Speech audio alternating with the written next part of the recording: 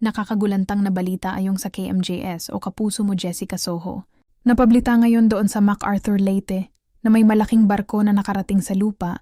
Hindi nyo ba alam mga kababayan niyo ng lugar ni Imelda Marcos na pamangkin niya? Si Martin Romualdez. Ngayon nadawit ang pangalan ni Martin Romualdez at ang kanyang anak. Tanong ng lahat ng residente doon. Hindi kaya kasabwat mga Marcos at si Martin Romualdez, samantalang busy ang mga taga-kongreso at ang mga taga-senado sa pagpa-impeachment, complain laban kay Sara Duterte, samantalang maraming nangyayaring hindi maganda sa ating bansa, una kaso sa flood control. Project yon ay nagdulot ng matinding pagbaha na maraming namatay. Dahil sa baha, di ba napalaking korupsyon yon na nangyayari sa ating bansa. Pangalawa, problema ngayon sa MacArthur Leyte na maraming pananim na napinsala at yan ay nagdulot ng kahirapan sa ating mga kababayan doon na ang may-ari pala sa barkong iyon ay Chinese na nagmimina na inaangkin na nga ng Chinese West Philippine Sea. Ngayon nandoon na naman sa MacArthur Leyte nagtayo ng malaking minahan doon na maraming napesyong pananim.